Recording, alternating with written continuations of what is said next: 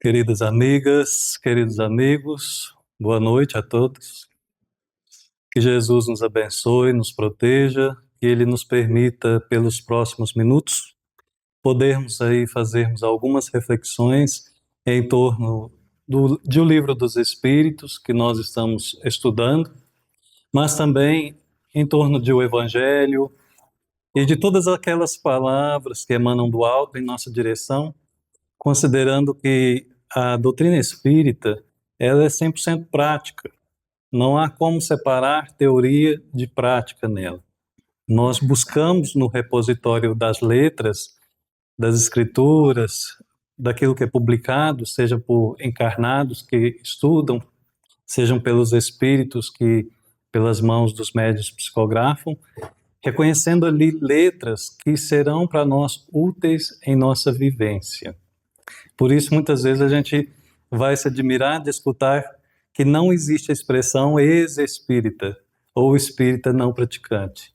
A religião espírita não abraça esses dois conceitos porque, como ela é dinâmica no desenvolvimento da consciência, aquele que se diz ex, na verdade, ele não chegou a ser, ele não chegou a entender a proposta da doutrina. E aquele que se diz não praticante, ele não pratica ainda porque ele ainda não entende. Senão ele reconheceria que não há como dizer que há os que praticam e há os que não praticam. De fato, Allan Kardec, nas suas publicações, diziam que nós temos o crente, temos o adepto, em que ele chega, inclusive, a mencionar que há vários tipos de espíritas. Há aquele que acha bonita a moral, mas para os outros. Há aquele que se interessa mais para o fenômeno. E há aqueles que entendem a importância do fenômeno espiritual, mas veem no fenômeno um fenômeno moral e veem que ali, na verdade, há um significado muito importante para o seu próprio aperfeiçoamento.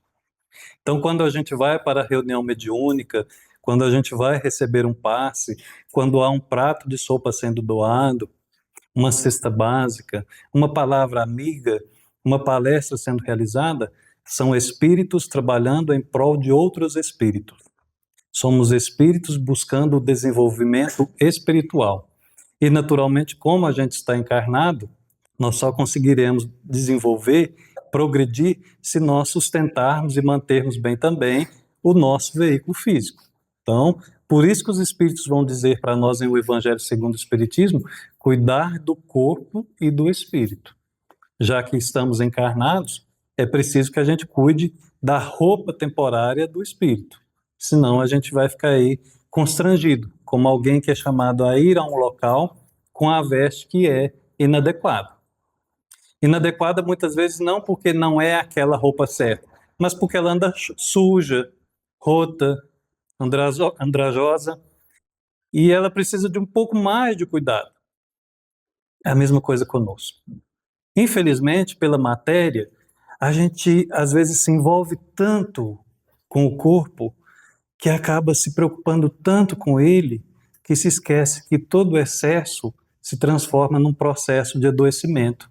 Por quê? Porque todo excesso faz com que a gente centralize o nosso pensamento em algo.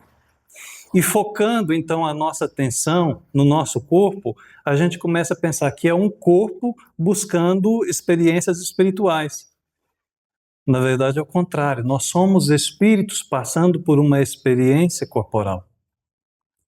E quando eu recordo-me que sou um espírito passando por uma experiência temporária, isso faz eu dilatar a minha reflexão e lembrar que eu já existia antes de possuir este corpo. E, naturalmente, eu existirei depois que ele não existir mais. Porque matéria uma hora adoece, perece, apodrece e se dissolve. Ela acaba voltando à terra, de onde ela veio, meio que simbolicamente, indiretamente falando. Mas o espírito e o perispírito persiste, sobrevive, como já existia. E é aí que entra algo que muitas vezes vai soar escandaloso para irmãos nossos de outras religiões. Algumas pessoas vão sentir medo quando escutar essa palavra, mas que com todo o cuidado que a doutrina nos favorece, desenvolvendo em nós o raciocínio lógico, fazendo com que a gente pense em termos de justiça, de misericórdia divina, naturalmente a gente vai entender que sim, não tem como ser de outra maneira. E esta palavra, que os espíritos chegam a chamá-la de dogma, é a reencarnação. Por isso, nesses 4 capítulos que a gente vai trabalhar hoje, começando no 4º, no 5º, 6º e o 7º, na segunda parte deste estudo que a gente vem fazendo aqui desde fevereiro, com o objetivo de terminar em dezembro, boa parte do que nós vamos discutir hoje gira em torno da reencarnação. Porque a gente tem visto aqui, nos primeiros domingos de cada mês, que nós somos um espírito, este espírito não existia, ele foi criado por Deus em determinado momento, ele não é criado perfeito ou não é criado da forma como hoje a gente está, como hoje a gente é, mas ao longo de muitas experiências e muito tempo, ele foi se desenvolvendo, ele foi se enriquecendo. Assim como aquela pessoa que quer ter sempre finanças boas, lucrativas, dinheiro no bolso e cada vez ser mais rica, ela tem a inteligência de não investir todo o seu dinheiro numa coisa só, ela investe em coisas diferentes, em renda fixa, em renda variável, etc. e tal, em patrimônio, enfim.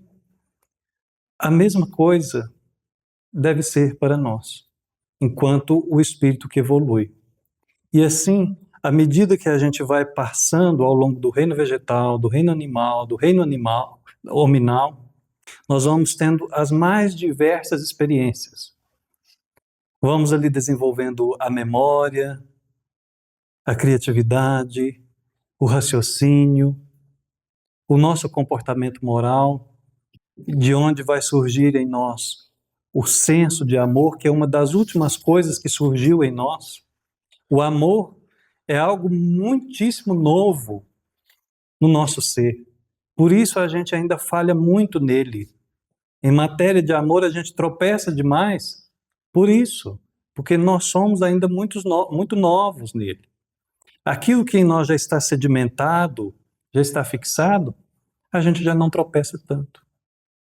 Mas infelizmente, como virtudes são coisas novas, são conquistas de forma novidadeira no nosso espírito, essas ainda a gente vacila. Assim como vacila no amor, vacila na fé, vacila na coragem, na paciência. Quantas vezes nós dizemos que com tal ação ou tal reação perdi a paciência? Mas a doutrina, por exemplo, nos ensina que ninguém perde a paciência. Porque sendo a paciência uma força do espírito, o que é do espírito, o espírito não perde. Então, se nós dissemos que perdemos a paciência, é porque ainda não a temos. Pelo menos não em relação àquele momento desgostoso, constrangedor que aconteceu conosco. Uma ofensa, uma traição, uma sabotagem, uma enganação. E ali, por vias naturais, a raiva, que é uma emoção básica, ela vai surgir instintivamente. É a raiva, muitas vezes, que vai fazer com que a gente fique indignado perante uma ação injusta. Alguém agredindo alguém. Se não for a raiva, a gente não fica indignado e busca socorro. A gente fica alheio e vai-se embora e deixa ali a coisa resolver da pior maneira possível. Então as emoções básicas não são possíveis a gente fugir delas. No entanto, as virtudes são fundamentais para que a gente progrida. E essa progressão significa menos reencarnações. Menos reencarnações, porque quanto mais eu me desenvolvo em uma encarnação, menos eu terei que voltar a me ligar a corpos de carnes e a frequentar mundos materiais. Então, em encarnação, nós falamos em torno de qualidade, de progresso feito, a essência. E a reencarnação vai significar para nós a quantidade que eu precisarei passar de experiências até sedimentar aquela conquista em mim. Então, a doutrina é aquela doutrina do agora, não a doutrina do desespero. Eu preciso, então, sei, todos sabemos que devemos ser mais pacientes. Mas ninguém conquista a paciência da noite para o dia. Isso seria falso, seria muito hipócrita. A paciência, inclusive, ela vai chegar nos momentos que a gente for testado com a impaciência. Ninguém vai ser burilado, no exemplo da paciência, ficando sozinho, fechado dentro de casa. É a convivência justamente que desenvolve isso conosco. Pessoas que pensam diferente de nós, que nos constrangem, muitas vezes por não nos aceitar o ponto de vista. E com isso, então, a gente vai querendo impor as nossas verdades, esquecendo-se de que há variados ângulos da mesma coisa, variadas visões. Quem teve já a oportunidade de ver um curso d'água, um rio, um córrego, qualquer coisa que seja, vai perceber que quanto mais forte aquela água corre, as pedras que ela tem ao fundo, as pedras vão rolando uma sobre a outra, atritando, batendo, e de tanto tempo que ficam ali rolando com aquela força da água, elas vão ficando polidinhas, bonitinhas, redondinhas. A gente nota isso. A mesma coisa é a convivência. Assim que a gente vai convivendo, vai surgindo os conflitos, muitas vezes conflitos escalam para confrontos, e, no entanto, muitas vezes com as antipatias ou as simpatias, é justamente isso que vai nos polir. Polir no sentido de burilar, de nos desenvolver. Não só nessa característica, como em várias. Qual é a questão que surge em torno disso? Dá para a gente alcançar um suposto céu com uma vida só? Ainda que eu vivesse 100, 102, 110, 120 anos, eu estaria apto ao céu? Mesmo que eu fosse uma pessoa que desde o início nunca tivesse cometido nenhum ato falho com ninguém? Mas se eu não cometi com ninguém, isso significa que dentro dos meus pensamentos talvez eu não tenha cometido?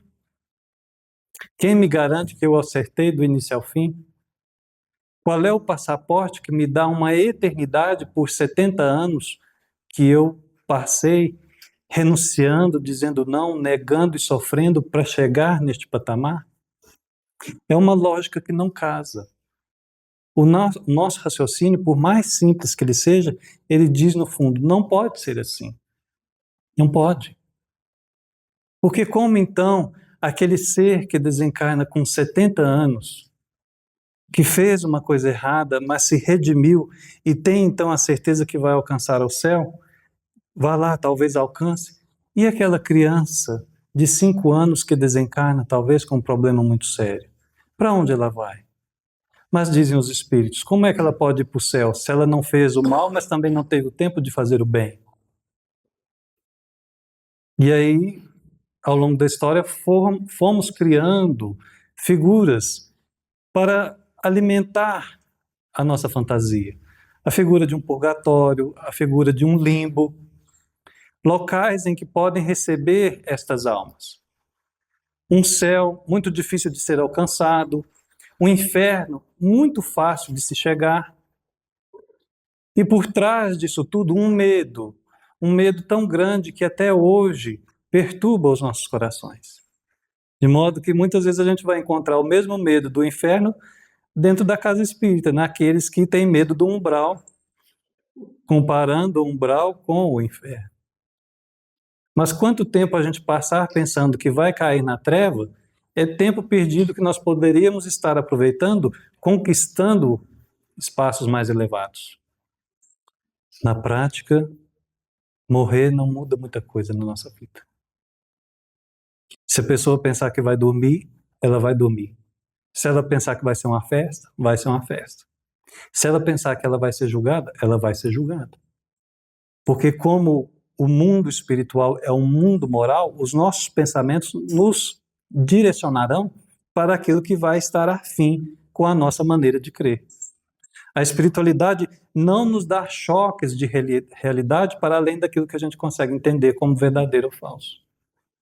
O que Deus nunca vai fazer conosco é nos iludir, porque isso é próprio da criatura, uma iludir a outra, enganar, falsear. Por isso a palavra verossímil parece verdadeiro, mas não é. E Deus vem sempre fazendo através da ciência e da revelação ao longo da história do nosso mundo e de todos os mundos, de pouquinho a pouquinho retirando um véu da verdade, considerando que de uma vez só a gente ficaria cego. E cego no sentido da espiritualidade é ficar louco.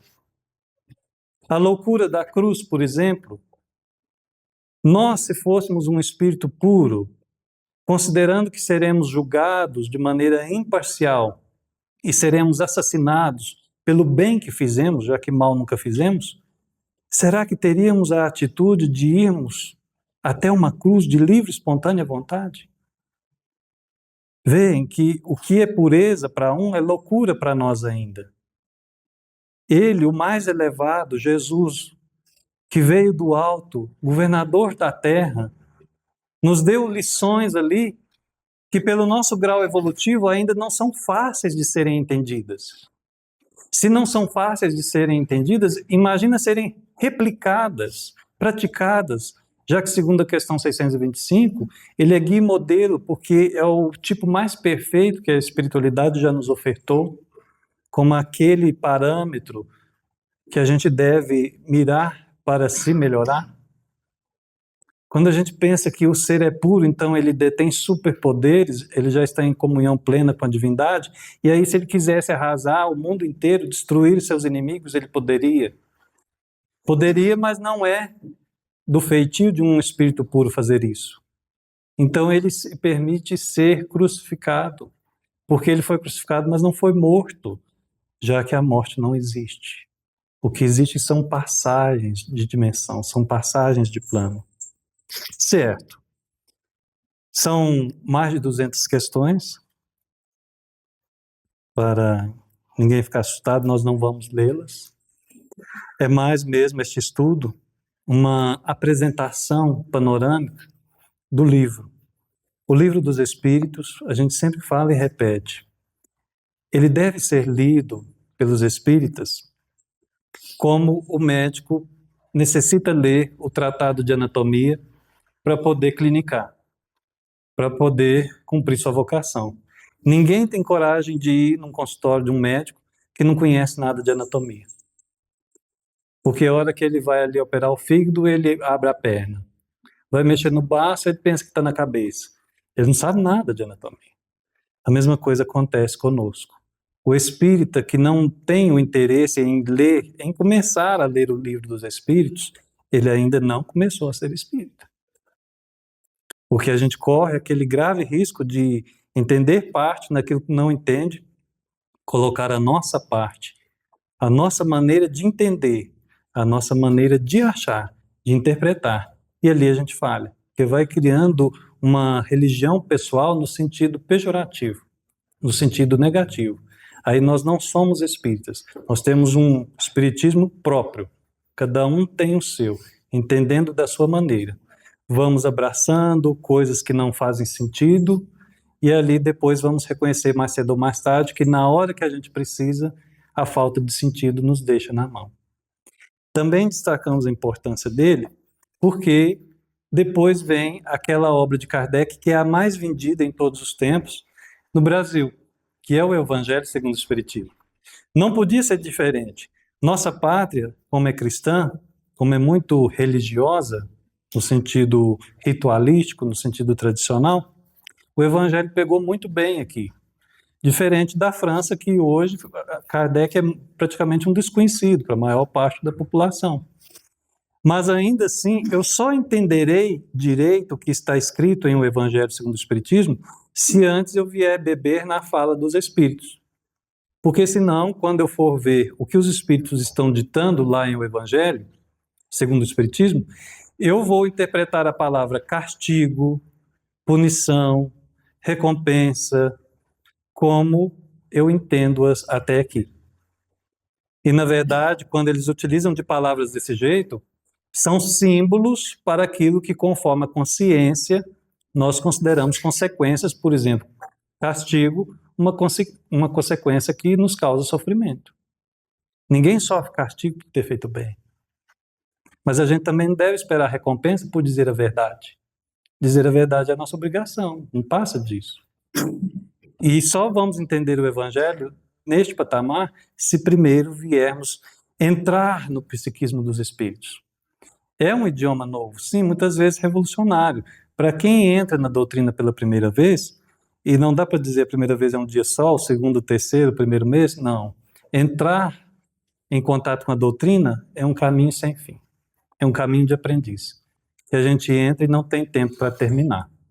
Mas com toda certeza que aquilo que Kardec chamava de a ciência do infinito, a partir do momento que eu escrevo o A do Espiritismo, eu já sei fazer muita palavra com ele. E vem o B, e vem o C, e aquilo nos enriquece de tal maneira que quando a gente olhar para trás, do tempo que a gente não conheceu o Espiritismo, a gente vai se surpreender o quanto se modificou. São mudanças silenciosas, mudanças sutis, não comportamentais, pelo menos de primeiro momento. Depois, sim, naturalmente o comportamento muda, a conduta se aperfeiçoa, se afiniza com o Evangelho. Mas, antes de tudo, a nossa maneira de pensar. A gente diminui o desespero em relação à morte, porque o ser humano sequer tira um momento para pensar na morte. E de pensar na morte aqui, não estou falando em pensar no velório, como é que vai ser, se vai ter musiquinha, coroa, se vai muita gente, se não vai, não é isso não. Mas é se a gente está preparado. Porque esse dia pode ser daqui 70 anos ou pode ser amanhã. Então nós nunca estamos preparados. E a gente não mede a morte pelo medo que a gente tem dela. É pelo quanto a gente está deixando para fazer depois. É por aí que a gente vê o que a gente pensa da morte. Se a gente morrer hoje, ou se a gente morrer o corpo, daqui 70 anos, seja daqui 70 anos ou hoje, a gente vai desencarnar deixando mais da metade de sonho que a gente tem para realizar, para ser feito. O ser humano nunca está de malas prontas. Significa então que a gente precisa de um pouquinho mais de organização, para ver o que é prioridade na nossa vida. E prioridade é aquilo que é eterno. Secundário é aquilo que não é eterno. Então, prioritário é sempre o espírito. Dizem eles para nós no item 9 do capítulo 16 do Evangelho. A alma leva tudo aquilo que é seu. Aquilo que não é seu, ela não leva. E aquilo que não é da alma é do corpo, é da terra, é da matéria. Isto fica. O que fica a gente cuida, mas não se apega. Daí então, por exemplo, na questão 166, que é onde nós temos o início do nosso estudo, Allan Kardec perguntara assim: a alma que não alcançou a perfeição na vida corpórea, como acaba de depurar-se? A vida em si, agora não dizendo da vida uma vez encarnada, essa etapa, mas a vida, considerando várias encarnações e os tempos que a gente passa no mundo espiritual, isso, vida com V maiúsculo, faz com que a gente se depure, se aperfeiçoe. Esse é o fundamento da evolução. Aperfeiçoar-se devagarzinho para que nós possamos estar cada vez mais próximos de Deus. Deus está sempre próximo de nós. Nós é que não entendemos ainda a nossa proximidade para com Ele. Essa proximidade significa agir conforme Ele deseja, se submeter à vontade dEle e por isso ser feliz, por isso não sofrer ou sofrer menos. Esses são os ganhos da evolução. Quem se aproxima de Deus se distancia do mal. Quem se aproxima da divindade se liberta da doença, da enfermidade, do sofrimento, da dor. Já que Deus não criou o mal, como Deus não criou a dor. Tanto a dor quanto o mal são derivações dos nossos feitos, das nossas ações. Uma vez que a gente se associa com a divindade, a gente se livra desses caminhos tortuosos, das consequências ruins que nós mesmos causamos. E aí então Kardec questionando se a alma que não alcançou a perfeição na vida corpórea, como é que ela vai acabar de depurar-se? Como é que ela vai purificar? Ela vai para um céu e ao longo dessa eternidade que ela vai ficar no céu, por ali ela termina de fazer o trabalho? E olha que não dá para dizer, ela viveu 70 anos aqui e agora 700 anos ela termina de melhorar no céu. Não é isso. Não é 700 anos, 7.000 anos. É eternidade, não tem nem número para quantificar isso. Não faz sentido. Então os espíritos responderam, suportando a prova de uma nova existência. Ou seja, nascer, morrer, renascer ainda e progredir sempre, tal é a lei. E ainda que a gente não entenda a reencarnação, Ainda que a gente não acredite a reencarnação, isso não nos exime de reencarnar. Há espíritos que nascem, morrem e renascem, estão aí há milhares de anos no ciclo de reencarnações e até hoje não acreditam em reencarnação. Mas como pode uma coisa dessa? Ora, basta a gente olhar no meio da rua. Quantas pessoas ainda que a gente convive, talvez dentro de casa, e a pessoa não entende, não acredita, abomina a reencarnação. Está ali um espírito, junto com a gente. Quando a gente pensa que é um espírito que pensa de jeito, a gente coloca um errático, um estranho, um lunático. E de repente é a nossa mãe, é o nosso pai, é o nosso filho, que está ali há milhares de anos e ainda não se deu conta de que existe um processo de reencarnação. E aí muda tudo na questão da tolerância, da paciência. Quando é um ser querido, faz toda a diferença. Mas porque a gente entende ou está começando a conhecer a palavra reencarnação, nada de se sentir melhor do que o outro. Não tem ninguém aqui ainda no nível de Platão, de Aristóteles, de Sócrates. Aliás, eles mesmos diziam, principalmente Platão, troco tudo que sei pela metade do que não sei. Porque a gente sabe que o que vem pela frente ainda é muito maior, é muito mais amplo. Nós ainda sequer começamos. Estamos lá traçando a perninha do A do alfabeto, que é longo, porém muito belo. Mas mais à frente, Allan Kardec, que não acreditava em reencarnação e passa a acreditar através das provas que os espíritos dão, as provas que tanto os espíritos quanto os médios passaram a fornecer, ele, pela sua sabedoria, teve que admitir, não, realmente existe. É assim que funciona. Faz todo sentido, é a lógica. E Deus, sendo a perfeição, ele não tem erro na maneira de raciocinar. Sendo o cosmos, sendo o universo, sendo nós mesmos fruto do seu pensamento, não tem como advir erro da mente de Deus. Para reencarnar, a purificação precisa ser um objetivo. Mas como nós nos depuramos então? Qual é o objetivo da reencarnação? E aí então os espíritos respondem: expiação, aprimoramento progressivo da humanidade, sem o que, onde estaria a justiça? Aqui a gente começa a perceber que, considerando que Deus é soberanamente justo e bom, é pela reencarnação que ele consegue ser justo com todos. Aí o assassino tem a oportunidade de reencarnar e resgatar, ou seja, expiar, junto com a sua vítima, aquilo que ele cometeu de crime na sua vida anterior. Filho e mãe que se separaram muito cedo, embora reencontrando-se no plano espiritual, têm a oportunidade de voltarem mais uma vez juntos. E daí, encarnação após encarnação, esses laços ficarem cada vez tão mais íntimos que realmente sem aquela pessoa a gente não consegue viver sem.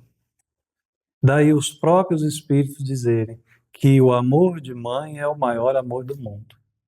Está aqui, são eles que dizem.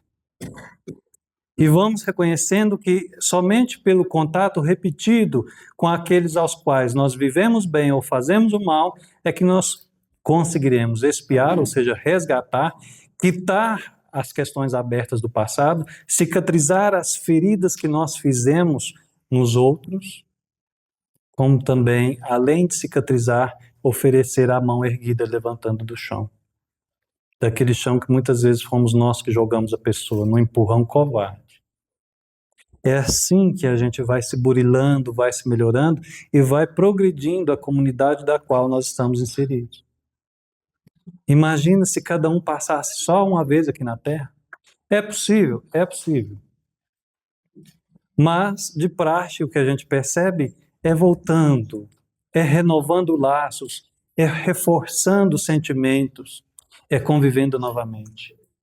Não precisa vir gêmeos siameses para sentir o que é estar ligado ao outro. Os laços verdadeiros são os laços do coração. E seria também até ridículo da nossa parte esperar que a reencarnação faça isso sozinha.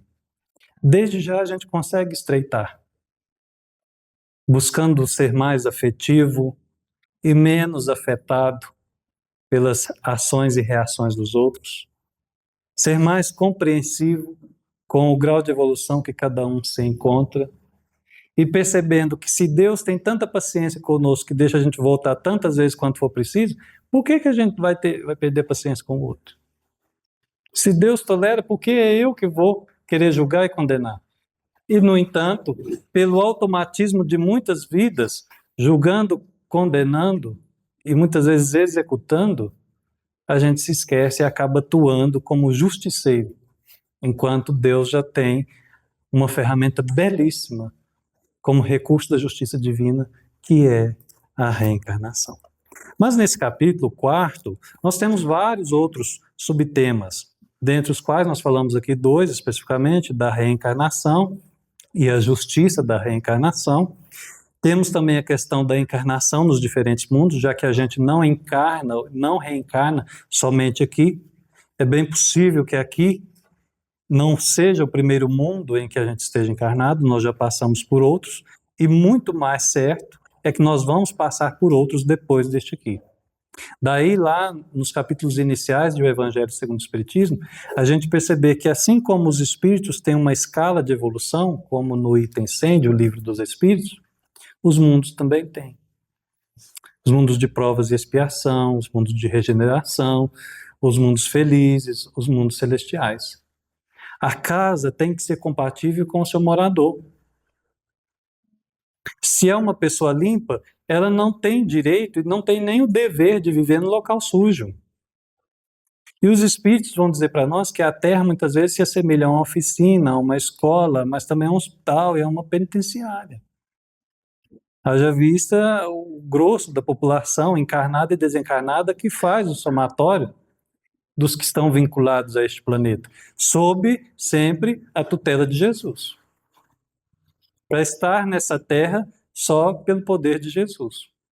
Ele é o governador da terra, ele sabe de tudo. Para estar aqui, tem que estar sob o conhecimento dele.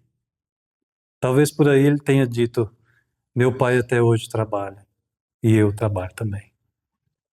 É incrível pensar nisso, porque saber que Jesus sabe de nós é muito oportuno e muito interessante. E ao mesmo tempo nos dá um senso de equilíbrio muito grande quando a gente vê o ser humano defendendo pessoas nos mais variados espectros de pensamento e brigando com o outro, defendendo pessoas que não o conhecem, defendendo líderes religiosos, políticos, jogadores de futebol, qualquer coisa que seja, em qualquer área, e defende aquilo com sangue que ferve na veia, e para de brigar, e para de conversar, e encerra a relação, enquanto ele não parou ainda para pensar, mas esse ser sequer sabe que eu existo. Mas é aquela pessoa com quem eu estou brigando sabe. Eu faço falta para aquela pessoa faz falta para mim, e o outro nem sabe que eu existo. É essa lucidez que os espíritos vão nos oferecendo, para que a gente mude o mundo globalmente, mas agindo localmente. Se eu pensar que o mundo vai mudar e que eu tenho que atuar no mundo inteiro, eu não saio nem de dentro de casa. Mas se eu começar a fazer um gesto bom, um sorriso, e para sorrir a gente não precisa ter nem dente. É muito pouco que a vida pede de nós. E a gente ainda nega. E de pouquinho em pouquinho a gente vai transformando o nosso derredor. A energia negativa vai se espargindo. Nós vamos neutralizando todas aquelas barreiras perniciosas que nós mesmos construímos. Qualquer circuito de inveja, de ciúme, de maledicência que nos procure, nós não cedemos. E devagarzinho a gente vai construindo aquilo que Santa Teresa de Ávila chamava de castelo interior. Um castelo interior. Aonde a gente convida Jesus para morar. E aonde a consciência é toda essa construção bonita que nos pertence e ninguém toma. O tesouro que as traças não roem, os ladrões não roubam, porque é tesouro conquistado no reino dos céus. Então, nunca se apegar demais às coisas deste mundo. Zelar, cuidar, amar. Mas a pátria verdadeira é o cosmos. Por isso Kardec trabalha de uma maneira muito bonita a encarnação nos diferentes mundos. Fala também a respeito da transmigração progressiva, mostrando que o espiritismo em si não é coisa nova. A maneira esclarecida como nós o temos, sim, a partir de 1857, 1848, aí vai sair ali a pouco o filme das irmãs Fox, começou nos Estados Unidos, mas de repente os espíritos começaram a atuar de uma maneira mais visível e palpável em todos os países da face da Terra, isso no século XIX. Mas essa transmigração progressiva, essa reencarnação que os antigos acreditavam, vem desde o tempo da Índia, desde o tempo do Egito. E porque são povos que não são deste planeta, vieram de outro planeta, como Emmanuel nos fala, através de Chico Xavier, já trouxeram a crença da reencarnação deste planeta de onde vieram. Isso há milhares de anos atrás. Só que trazendo para cá o ser humano, uma vez ligado ao corpo humano, tem uma capacidade muito bonita de distorcer as coisas. E aí aqueles que entendiam bem começaram a colocar medo nos que entendiam mal, dizendo: se você não seguir o que eu te digo, na próxima encarnação não é que você vai para o inferno, mas você vai reencarnar como jacaré, ou como gato, ou qualquer coisa que seja. Gato está lá, ainda vai muito bem, cachorro também, mas jacaré ninguém merece. E assim era o que propunham para aquele povo, desde a época do Egito e principalmente na Índia, já que na Índia foi onde surgiu a primeira religião da face da Terra, na atual civilização. O hinduísmo, o complexo hinduísta, é ali o gerador de todas as religiões da face da Terra. Mas depois, chegando na Grécia, principalmente com Pitágoras e os seus discípulos, a coisa foi ficando mais clara, mais entendida, mas ainda muito distorcida. Aí já diziam, uns vêm como sempre ser humano, outros não, vêm como animal. Somente com o progresso do entendimento é que foi possível entender. Não vai mais para animal se já está no reino nominal. Estivemos ali como princípio inteligente passeando um dia. Aquele princípio inteligente que tem no nosso cachorrinho, no gatinho, há ali um espírito se desenvolvendo, um espírito com E minúsculo. Mas um dia ele vai se tornar um espírito com E maiúsculo. E aí ele vai desenvolver a consciência. Ele ainda é um ser senciente, vai ser um ser consciente. Ele vai desenvolver o fluxo de pensamento. E ali nada para ele mais. Ninguém consegue parar o rio do pensamento na nossa mente. Você deita na cama, fala, hoje eu não vou pensar em nada. Aí vem o passado, vem o futuro, se bobear vem coisa até de outra encarnação, fazendo a gente ali perder o sono. Ninguém trava o pensamento, porque não é possível pará-lo, é possível dominá-lo. E este é o controle, este autocontrole, este autodomínio, só mesmo a partir da nossa percepção de espíritos imortais que nós somos. Por isso a importância diária de meditação. Não, claro, a meditação ritualística, exterior, cheia de coisas que mais complica do que facilita, mas aquele vai para dentro, que nos conecta com a divindade, como também a oração diária, que faz com que o nosso pensamento fique preservado de todas as influências perniciosas que estamos a chance de sermos alcançados.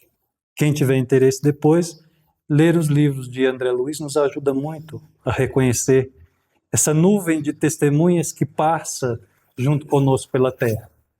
Se somos muito encarnados, muito mais os desencarnados.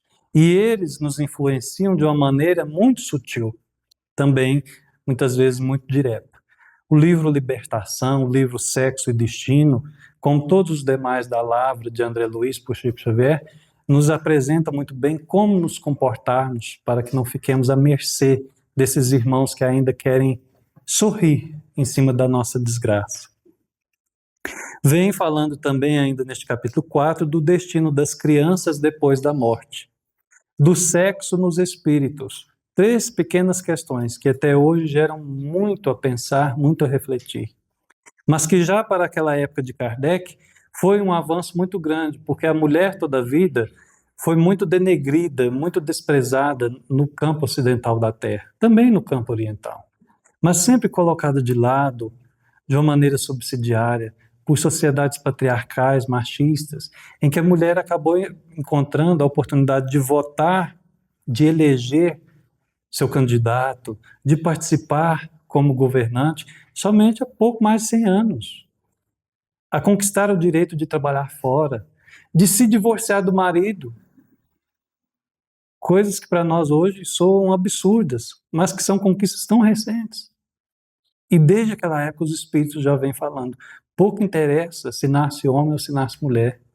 O importante é que os espíritos não têm sexo, como nós o conhecemos, na configuração carnal. Por isso, ele só vai conhecer o que é da mulher encarnando como mulher. E ele só vai conhecer o que é da natureza masculina encarnando como um homem. É a sabedoria divina.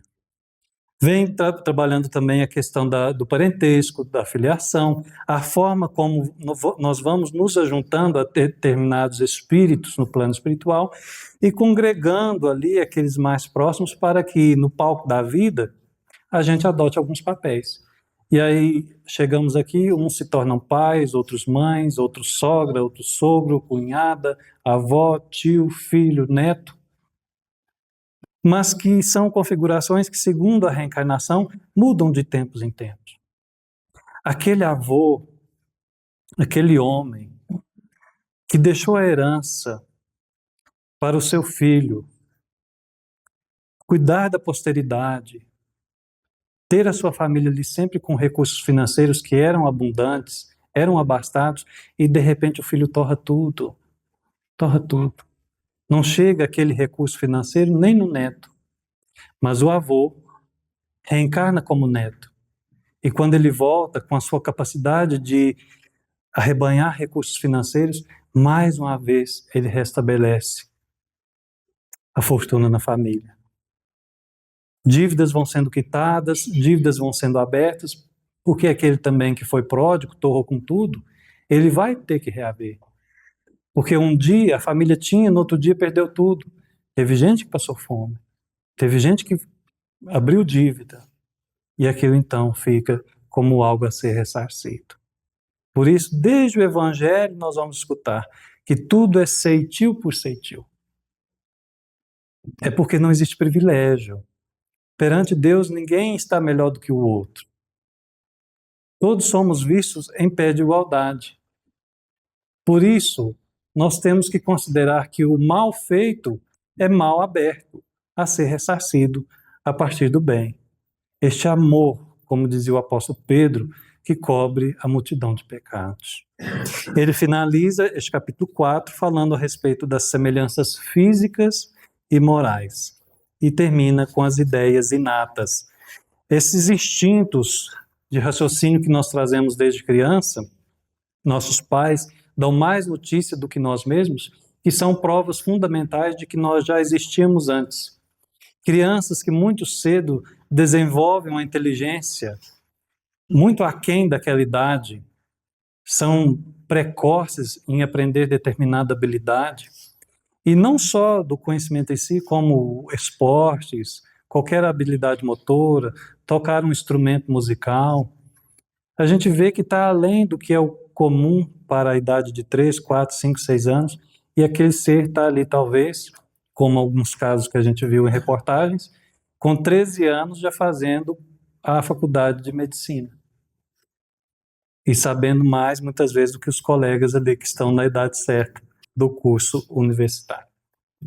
O capítulo 5, ele é diferente de todos os demais capítulos que a gente encontra nessa obra espetacular. É um texto exclusivo de Allan Kardec, denominado Considerações sobre a Pluralidade das Existências. Como eu disse, ele mesmo não acreditava na questão da reencarnação. Os espíritas dos países anglo-saxões naquela época e até o fim do século XIX também não acreditavam.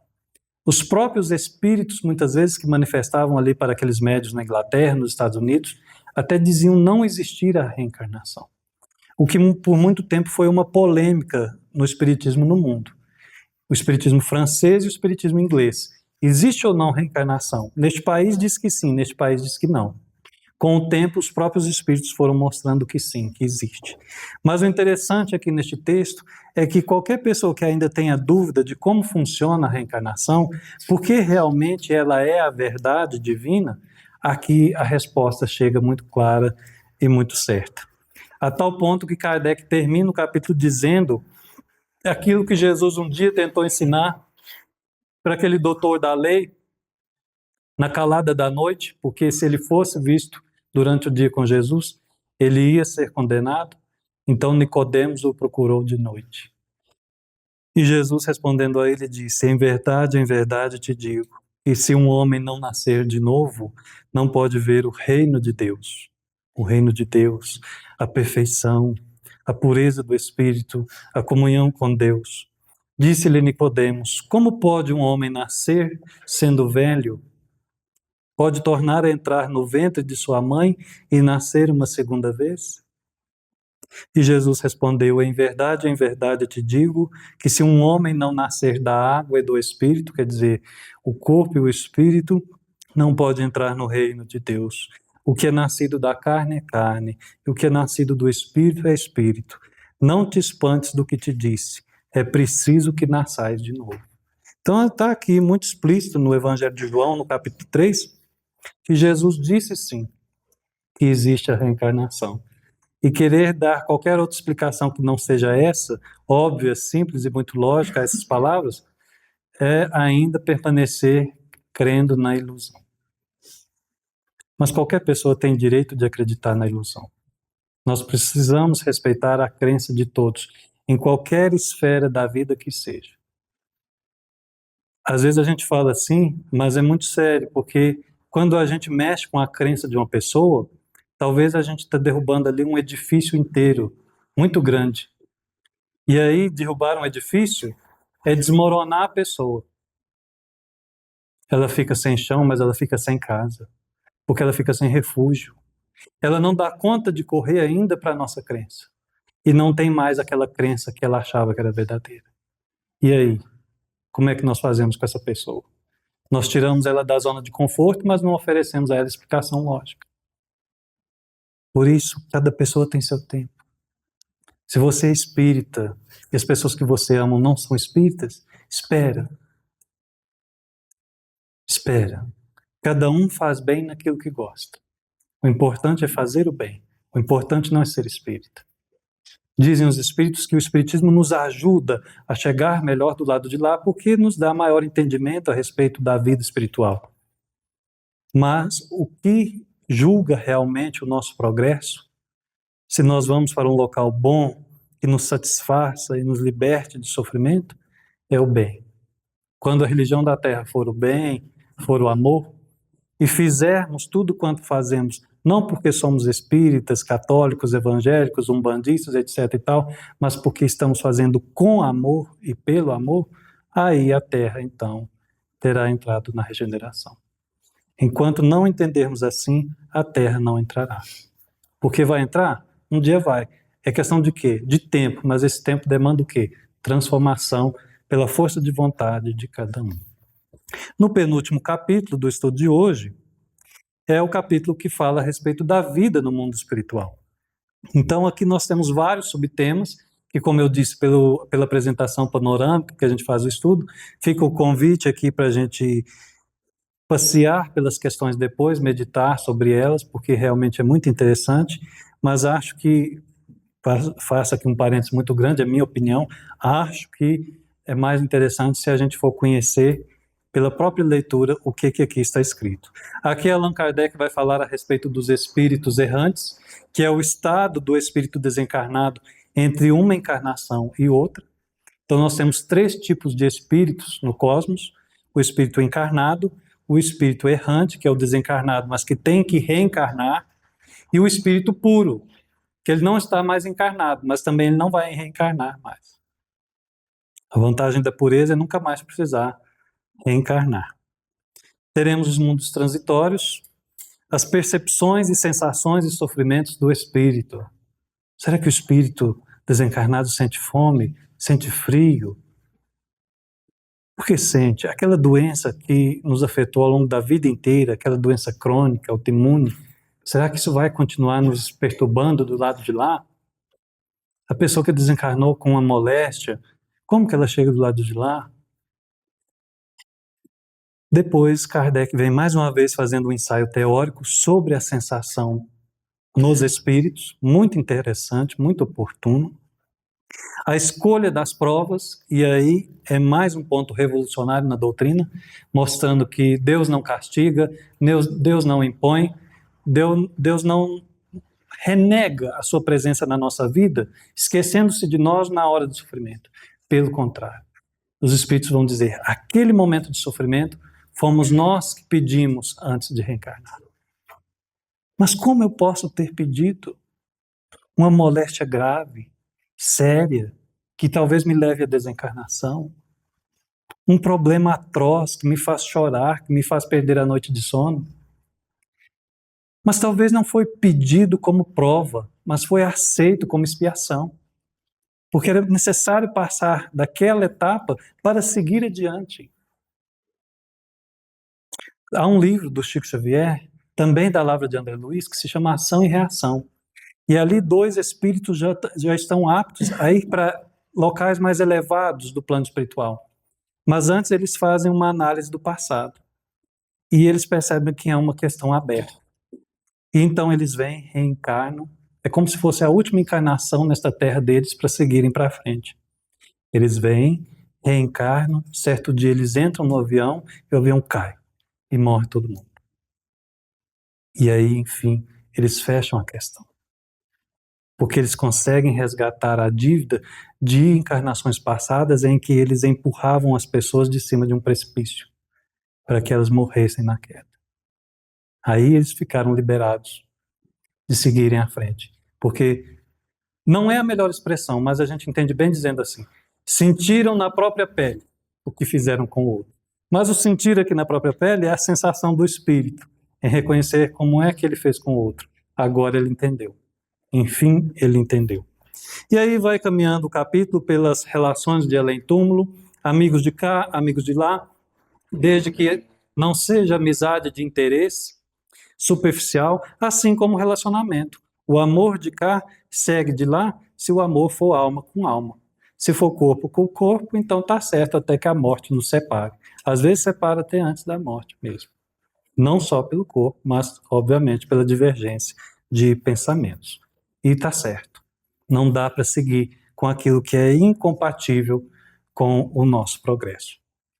Não é acidente de percurso, não são falhas muito graves. Os espíritos trabalham isso melhor no Evangelho segundo o Espiritismo, mas é preciso, antes de tudo, além da formalidade, a essência que nos move. Viver contrariado com alguém só para manter o laço é não carregar uma aliança, é carregar uma algema. E isso faz muito mal. Relações simpáticas e antipáticas dos espíritos, lembranças da existência corporal, que é um tema muito interessante, como é que o espírito se lembra do que foi nas outras encarnações, e ele vem trabalhando um pouquinho a respeito da comemoração dos mortos, não no sentido mexicano da coisa, mas ao nosso finados aqui, o dia 2 de novembro. Por fim, então, nós temos o último capítulo, que aí vimos a reencarnação, vimos a respeito da vida espiritual, morreu. O corpo voltou para o mundo espiritual, agora, mais uma vez, é hora de voltar para a Terra novamente. Por isso, nós teremos então o capítulo 7, Retorno à Vida Corporal. Aqui nós teremos os prelúdios do retorno, aquilo que hoje no Brasil nós chamamos de programa reencarnatório. Como é que a gente planeja o corpo, as doenças, as deficiências, as companhias, o local em que a gente vai renascer, quem vai ser o papai, quem vai ser a mamãe, quem vão ser os irmãos, se eu devo ir daqui 10 anos ou 10 anos antes, tudo ajeitadinho, bonitinho, porque ninguém cai do bico da cegonha na casa da nossa mãe. Não existe improviso perante as leis divinas. É tudo planejado. E aí, mais um convite interessante, mais um convite. Se foi tão bem planejado do lado de lá para a gente vir, por que chegar aqui e fazer da vida um rascunho? Vai rascunhando, vai rascunhando. Quando chega a passar a limpo, já não dá tempo mais. Então vamos viver o que é para viver desde já. União da alma e do corpo. Há algumas questões a respeito do aborto, as faculdades morais e intelectuais do homem, como é que a gente vai desenvolvendo a nossa inteligência moral e a nossa inteligência intelectual, A influência do organismo, quanto o corpo influencia o espírito, e isso ninguém precisa ser espírita para saber. Todo mundo sabe que o dia que a cabeça está doendo, tudo fica mais pesado, mais difícil. Quando a digestão não vai bem, nada vai bem no corpo. E ali, o tempo que o corpo nos exige de cuidado se redobra, triplica, multiplica, porque exige uma maior atenção para que a máquina continue funcionando. A máquina emperra, o dono da máquina desespera, que é o espírito.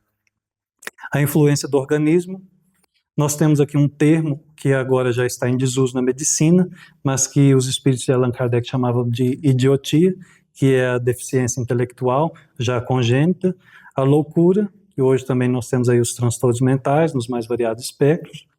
Ele vai abordar aqui junto com os espíritos a respeito da infância, mostrando que o processo de reencarnação não termina quando o bebê sai do ventre da mãe, mas ainda demanda mais algum tempo, mais alguns anos. Por isso a criança é um ser ainda mais para lá do que para cá, no bom sentido, é claro, mas um ser ainda muito ligado com as suas raízes espirituais. Pensemos, com lógica. Muitas vezes é um ser que ficou 50 anos, em média, no mínimo, talvez, que cada um tem o seu tempo lá de lá, mas vamos imaginar, por alto, 50 anos ficou aquele ser no plano espiritual. E agora ele está com 6 anos na carne. 50 fazem mais efeito do que 6. Está chegando ainda. E a vida é um eterno chegar. Quando a gente acha que chegou, é hora de partir de novo. Passa muito rápido. Finaliza falando a respeito de simpatias e antipatias terrestres. Creio que se alguém aí tiver simpatia, não é simpatia de fazer ritual não, viu gente? É simpatia no sentido de simpatizar com os outros. E quem tiver aí antipatia com alguém, está aqui o momento de estudar as questões que nos levam a maior entendimento desses momentos. E por fim, o esquecimento do passado. No capítulo anterior, ele trabalhava o lembrar o passado, já que uma vez o espírito desligado do corpo, a maneira dele ver o mundo, ver a vida e ver ele mesmo é muito maior, muito mais amplo. O espírito vê as coisas de um modo muito diferente do que nós, ligados à carne, vemos. Para o ser encarnado, o desespero é o boleto. Para o ser desencarnado ou afastado do corpo, o desespero é se está progredindo ou não. E pagar boleto não faz progredir. Faz ir para o Serasa, para o SPC e tudo mais. Mas o progresso vem por outras vias. Talvez considerando que, quitando as dívidas, somos honestos. E a honestidade é uma virtude. Aí sim faz sentido. E aí depois ele, como que vendo o avesso dessa explicação, ele fala a respeito do esquecimento do passado. Que bênção que quando a gente reencarna, a gente esquece. Esquece quem foi, esquece quem aquela pessoa que está com a gente foi na vida passada e principalmente o que a gente fez e deixou de fazer. Senão, muita complicação nós teríamos. Por isso, muitas vezes a gente fala, cuidado. Cuidado quando a gente estiver ali esmiuçando o passado de outras vidas, achando que descobrir coisas do passado vão nos ajudar. Em geral, os espíritos dizem para nós que não. Vai ficar pior. Se fosse para lembrar, vinha de outras vias, vinha de forma natural. Vamos seguir com o presente, porque o presente, o próprio nome já diz, é uma dádiva, e é uma dádiva que mesmo assim já nos dá muito trabalho. Ou nós damos esse trabalho a ele. Mas o futuro, dizem eles para nós os espíritos, está aberto a todos, para o mal, para o bem, e nós queremos o bem. Desejo bem a cada um de vocês, uma semana de muita saúde, de muita paz, de muito trabalho produtivo, nos desenvolvendo no ritmo do progresso, do sucesso, do aperfeiçoamento, e que Jesus esteja com cada um de nós, em cada gesto, em cada ato, em cada local que nós estivermos. Que Ele nos abençoe e nos proteja hoje e sempre. A Casa do Caminho foi fundada em 1962 com o intuito de ser um albergue e servir alimentos aos necessitados com o nome de Sociedade Beneficente Casa do Caminho. Após a extinção do Grupo Espírita Eurípides Barçanufo, as atividades foram direcionadas para a nossa casa, se chamando a partir de então Sociedade Espírita Casa do Caminho. As atividades doutrinárias se dividem em palestras públicas, evangelização juvenil, evangelização infantil, evangelização de bebês e no ventre, estudo e pesquisa sobre o Evangelho. Para além das atividades doutrinárias, temos também as atividades assistenciais, as quais precisamos cada dia mais da sua ajuda, como Bazar Beneficente,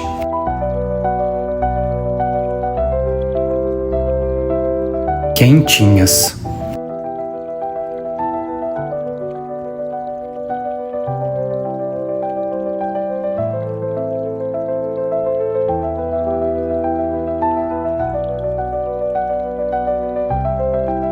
costura e confecção de enxovais para bebês.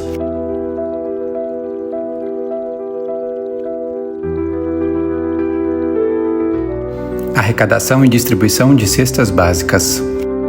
Distribuição de kits de higiene básica. Distribuição de kits de verduras. Entrega de sopa fraterna. Doação de pães e leite.